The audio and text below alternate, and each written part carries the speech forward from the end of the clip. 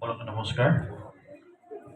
বনোৱামাৰী জাতীয় Vidya Niketan senior secondary স্কুলৰ প্ৰাংগণত আজি আয়োজন কৰা সজাগতা সভাৰ উপস্থিত আমাৰ ৰূপহীহাট সমষ্টিৰ MLA ছাৰ আৰু ইয়াত উপস্থিত এই স্কুল কৰ্তৃপক্ষ লগতে বিভিন্ন ছাত্ৰ ছাত্ৰীসকলৰ গাৰ্জেনসকল সকলোকে মই নমস্কাৰ জনাইছোঁ। এইটো এটা ভাল পদক্ষেপ স্কুল কৰ্তৃপক্ষই যে এনেকুৱা এটা আয়োজন কৰিছে, গতিকে প্ৰথমতে মই বিশেষ নকওঁ, অলৰেডি MLA ছাৰে কথা ক'লে, আমাৰ পুলিচৰ যিখিনি লাগে সেইখিনি কৈছোঁ। সমাজত বিৰূপ সৃষ্টি কৰা কেইটামান দেখা দিছে যে যেনেকুৱা ড্ৰাগছ, তাৰপিছত জুৱা, তাৰপিছত বাল্য বিবাহ, এই বস্তুবিলাক যদি আমি নিয়ন্ত্ৰণ কৰিব পাৰোঁ তেতিয়াহ'লে আমি সমাজত এটা সুস্থ পৰিৱেশ গঢ়িব পাৰিম। যেনেকৈ MLA ছাৰে কৈছে যে বাল্য বিবাহ 18 বছৰ বয়সত ছোৱালী এজনী নহওঁতে প্ৰাপ্তবয়স্ক নহওঁতে বিয়া দি দিয়ে, ল'ৰাটো 21 বছৰ নহয় 22 বছৰ নহয় বিয়া পাতি দিয়ে। তাৰ ফলত কি হয় আপোনালোকে নিজে লক্ষ্য কৰিছে, যেনেকুৱা এটা ধৰক 15 বছৰ 16 বছৰ ছোৱালী এজনী বিয়া দি দিয়ে, ল'ৰাটোৰ 20 বছৰ বা 21 বছৰ হয়। তো কি হয়, 2 বছৰ বা এবছৰ ভালে ভালে সংসাৰখন যোৱাৰ পিছত ছোৱালীজনী প্ৰেগনেণ্ট হ'ব, বাচ্চা হ'ব, 17 বছৰ 18 বছৰত বাচ্চা লৈ ছোৱালীজনী নিজকে শিশু হৈ থাকে, নিজে প্ৰাপ্তবয়স্ক হ'ব নোৱাৰে। গতিকে তেওঁ আকৌ বাচ্চাক কেনেকৈ ডাঙৰ কৰিব, কেনেকৈ খুৱাব, কেনেকৈ পঢ়াব, এইবিলাক কথা পিছত আহিব।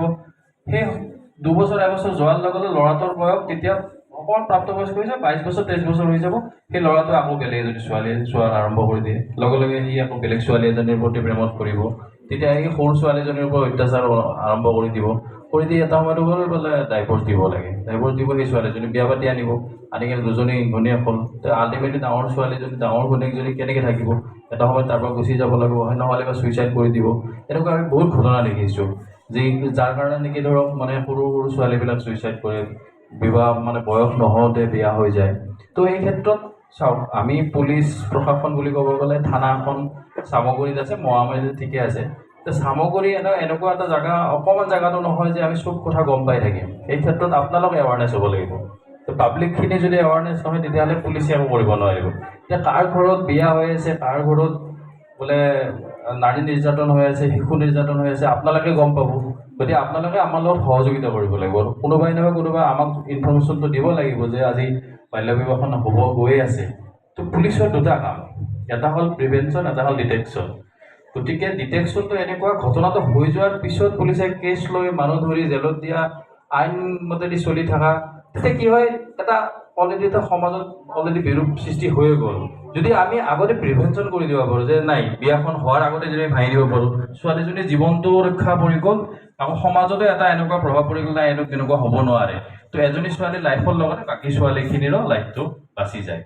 গতিকে আমি সদায় এটা বিচাৰোঁ যে ৰাইজে প্ৰিভেনশ্যন কৰক, ডিটেকশ্যন হ'ব দিব নালাগে।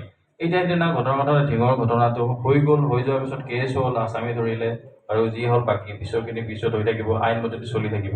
তো আমি যদি চবে যদি এটা সমাজত যদি এনেকুৱা নাই, এনেকুৱা এটা ঘটনা হ'লে এনেকুৱা হয়, তেতিয়া এটা যদি আমি এৱাৰনেছ হৈ যায় যে এনেকুৱা ঘটনা নহওক।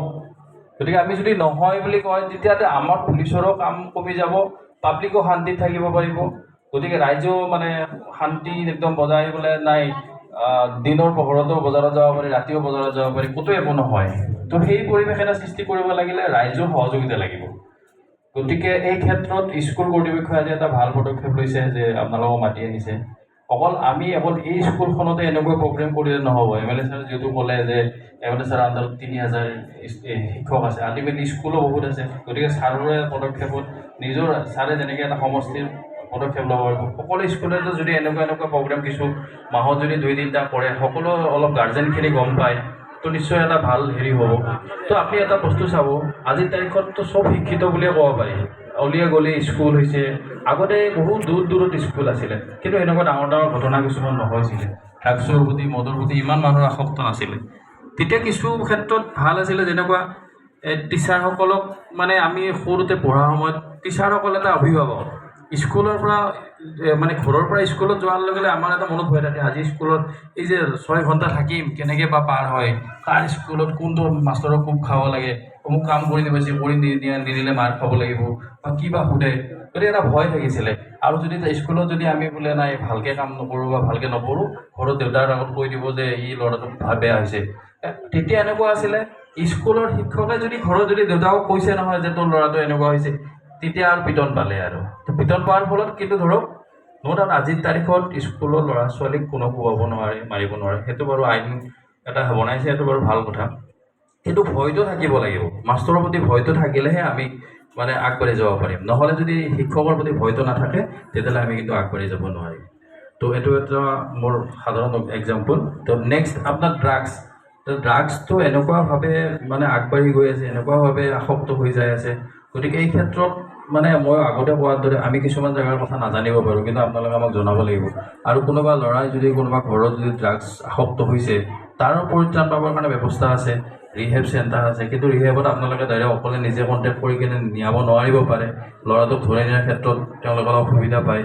গতিকে যদি আপোনাৰ ল'ৰাটোৱে এনেকুৱা ঘৰত অত্যাচাৰ কৰি আছে, আমাৰ লগত অলপ কনফিডেঞ্চিয়েলি যোগাযোগ কৰিব।